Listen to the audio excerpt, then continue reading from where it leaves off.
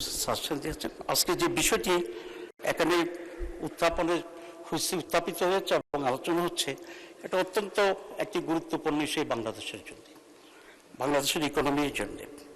ইসলামী bank যারা প্রতিষ্ঠা করেছিল তারা দেশে অত্যন্ত সম্মানীয় এবং অত্যন্ত যোগ্যতা সম্পন্ন ব্যক্তিরা ছিল, এবং ইসলাম ব্যাংক বাংলাদেশের শুরুর পিছনে যিনি গুরুত্বপূর্ণ ভূমিকা পালন করেছিলেন এবং সহযোগিতা করেছিলেন, অনুমোদন দিয়েছিলেন, এটা আমার সামনে যারা বসে আছেন বিএনপির যিনি প্রতিষ্ঠাতা শহীদ প্রেসিডেন্ট জিয়াউর রহমান, এটা ওনারা জানেন কিনা আমি জানি না।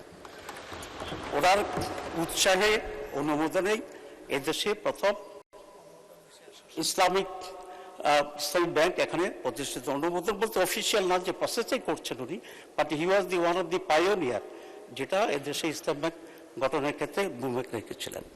এবং ইসলাম ব্যাংক একটি আন্তর্জাতিক ইনভেস্টমেন্টের মাধ্যমে এখানে তৈরি হয়েছিল, আপনি জানেন।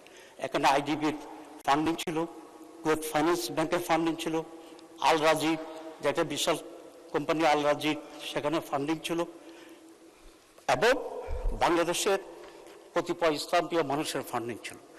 ইসলাম ব্যাংক পরিপূর্ণভাবে একটি যোগ্য এবং সততার ভিত্তিতে পরিচালিত হয়েছে। আজকেও ইসলাম ব্যাংকের যারা স্টাফ আছেন, চাকরি করছেন, এদের কারোর বিরুদ্ধে দুর্নীতির অভিযোগে এমন কোনো অবস্থান সেখানে ছিল না। ইট ওয়াজ ফুললি একটা নিরপেক্ষ স্পিরিচুয়াল স্পিরিট এবং সততার ভিত্তিতে ইফিসিয়েন্টলি এই ব্যাংক পরিচালিত হয়। এবং সেই কারণেই এশিয়াতে 11 বারের মতোই এই ব্যাংকটি প্রধান প্রাইভেট সেক্টরের প্রধান ব্যাংক হিসাবে আবির্ভূত হয়, এবং যেটা বলেছে সবচেয়ে গণমুখী ব্যাংক ছিল ইসলামী ব্যাংক।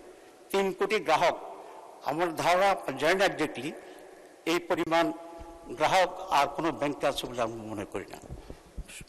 স্বৈরাচার যখন ক্ষমতায় আসলো, তারা এই ব্যাংকটাকে লুটপাট করার জন্য তারা সিদ্ধান্ত নিয়েছে। এসালামের মতো ব্যাংক লুটের বিশ্ব ডাকাত আনফর্চুনেটলি এই ব্যাংকের কর্ণধার হিসেবে তৎকালীন স্বৈরাচার শাসক তাকে সেখানে চলে যায়। আপনারা দেখেছেন যে রিপোর্টটা ইসলামী ব্যাংক একটা তদন্ত কমিটি করেছিল। সেই তদন্ত কমিটিতে যে রিপোর্ট এখন ব্যাংকে আছে, ব্যাংকের কর্তারা জানেন যে 26টার মতো বিভিন্ন প্রতিষ্ঠান, ভুয়া প্রতিষ্ঠান তৈরি করে তাদের নামে এই ব্যাংক লোনটা নিয়ে যাওয়া হয়েছিল। এই ভুয়া কোম্পানিগুলির 26 জন যারা আছে, তাদের মধ্যে আপনার এস আলমের বাসার চাকর, তার চাকতানি, তার পিয়ন, তার কর্মচারী, এই ধরনের বহু লোককে দিয়েই একেবারে ভুয়া কোম্পানি গঠন করে আপনার 1,25,000 কোটি টাকা এই ইসলামী ব্যাংক থেকে সরিয়েছিল। এই অভ্যুত্থানের পরে আপনার আবার নতুন করে এই ব্যাংক কিছুটা প্রাণ ফিরে পায়। 26,000 কোটি টাকার মতো নতুন টাকা এখন গ্রাহকদের পক্ষ থেকে আছে। আমরা আশা করেছিলাম যে এই সরকার এসে সর্বপ্রথম বিদেশের যে টাকাগুলো আছে এসব নিয়ে চলে গেছিল, সেগুলোকে ফেরত আনার জন্যই উদ্যোগ গ্রহণ করবে। কিন্তু আমরা লক্ষ্য করছি সেই দিকে না গিয়ে গভর্নমেন্ট বিতর্কিত লোকদেরকে সেখানে বসিয়ে এখন যে পরিমাণ কিছু টাকা আছে জনগণের টাকা, সে টাকাকেও কিভাবে লুটপাট করা যায় সেরকম উদ্যোগ গ্রহণ করছে বলে আমরা সেটা দেখি।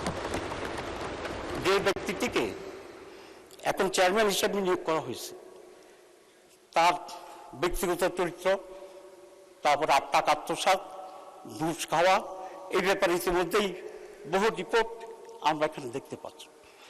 এর কয়েকটি লোককে ইসলাম ব্যাংকের যেখানে সততাই অন্যতম প্রধান বিষয় ছিল, ইফিসিয়েন্সি প্রধান ছিল, সেই সৎ ব্যাংকটির চেয়ারম্যান বানানো হয়েছে একজন পরীক্ষিত প্রমাণিত আত্মসাৎকারী এবং দুর্নীতিবাজ ব্যক্তিকে।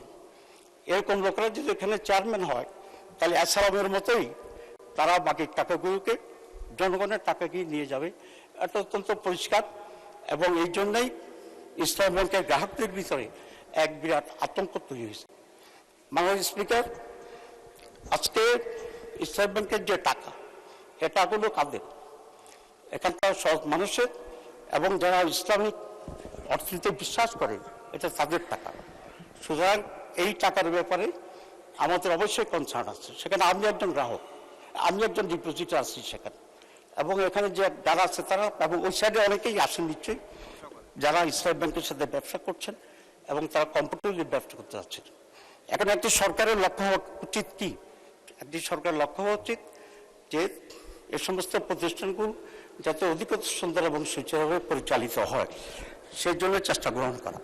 কিন্তু আমরা দেখছি এই সরকার আসার পরে যে পরিবর্তনটা ব্যাংকে নিয়ে আসা হচ্ছে, এটা একেবারেই একটি নেগেটিভ অ্যাটিটিউড আমরা দেখছি, এবং অন্যায় করে অসৎ লোকদেরকে দেওয়া হয়েছে। আমরা এটা জানতে চাই যে বায়দুর রহমান সাহেবকে চেয়ারম্যান করার পরে এখন যে ওমর ফারুক যে তার এমডি ছিল, এই দুজনের নেতৃত্বে ব্যাংকটি আবার কিছুটা হলে স্বাভাবিকতা ফিরে পাচ্ছিল। কোন কারণে আজকে চেয়ারম্যানকে চেঞ্জ করা হলো, কোন কারণে এমডিকে পদত্যাগ করতে বাধ্য করা হলো, এটাই জাজের কাছে পরিষ্কার থাকা উচিত। তো আমি এটা পরিষ্কার করে বলতে চাই যে ইসলাম ব্যাংক এর আগে যেভাবে ছিল মোহাম্মদুর রহমান এবং এমডি ফারুক, এদেরকে সেখানে রিহেবিলিট করে আগের পর্যায়ে রেখে তাদেরকে যে রিজাইন করতে বাধ্য করা হয়েছে, সেটাকে আবার উইথড্র করে ইসলাম ব্যাংকের স্বাভাবিকভাবে চলার জন্য সেই সুযোগ করে দেওয়া দরকার। আর যদি সেটা না হয়, তাহলে গ্রাহকের টাকা গ্রাহকদের বিরুদ্ধে আন্দোলন করবে। আর গ্রাহক টাকা যদি না থাকে, যে